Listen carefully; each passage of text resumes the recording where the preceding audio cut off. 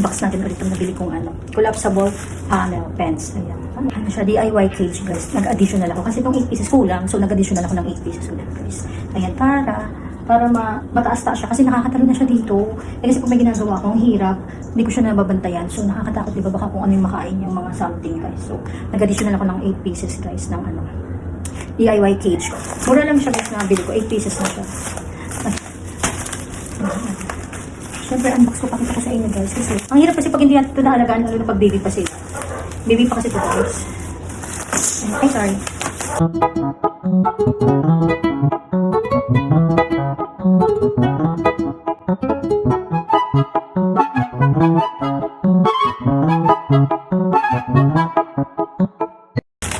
Ganun din sa 35x35. Ayan, may 16 connector na siyang kasama.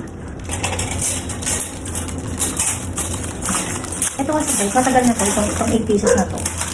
Yung DIY pens. Matagal na sa amin. Yung pens sa isang doggy namin. But now, ayan, nag-order ako ng additional 8 pieces. Dito may connector siyang kasama. Pero exact lang din dito yung connector. Siyempre, assemble natin siya.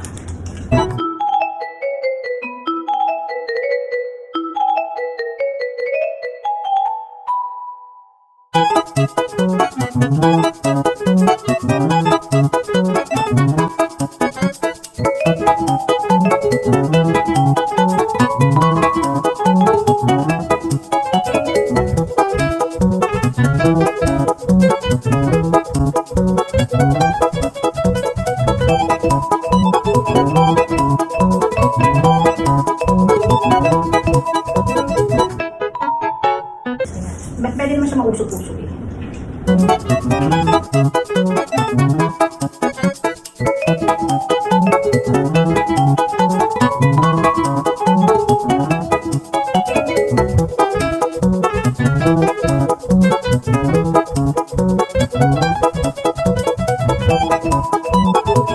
Merong mas magandang cage guys. Pero mahal siya kasi.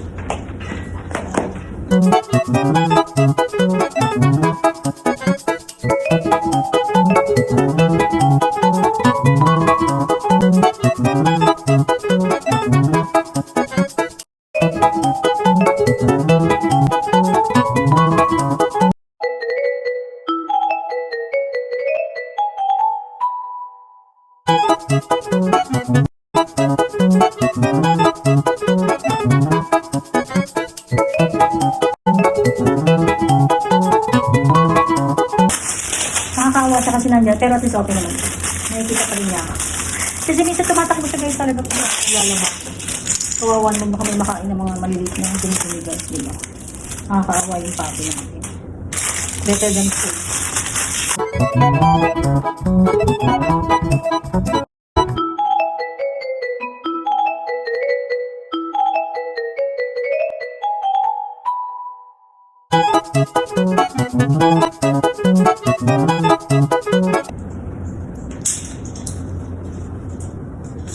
Ayan na siya guys, tapos na yan. Naging na siya. Kasi safety na siya.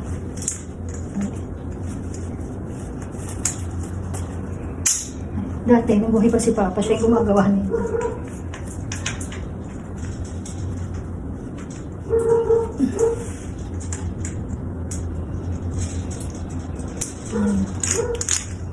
Ayan na guys. Lagyan natin yung mga side. Lagyan natin ng mga lock guys lahat. Itong taas. Pwede kasi siya lagyan. Ang init. Nagpawisin ako dito. Halo siya. Ay!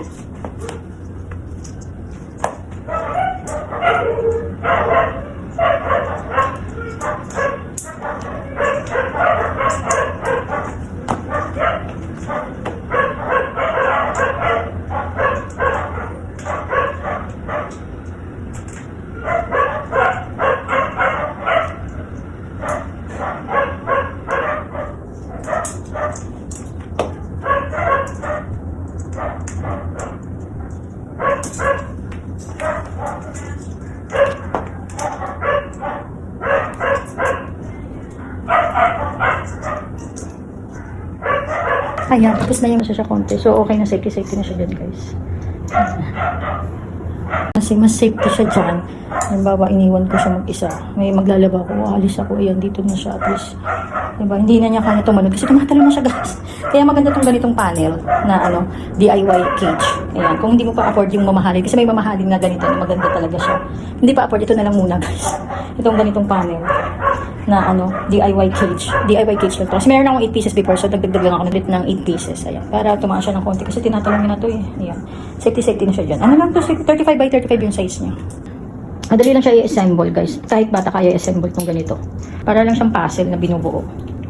Ayun na siya, behave siya. Ano lang yung sa link ko, guys, kung gusto niyo yung ganitong DIY cage.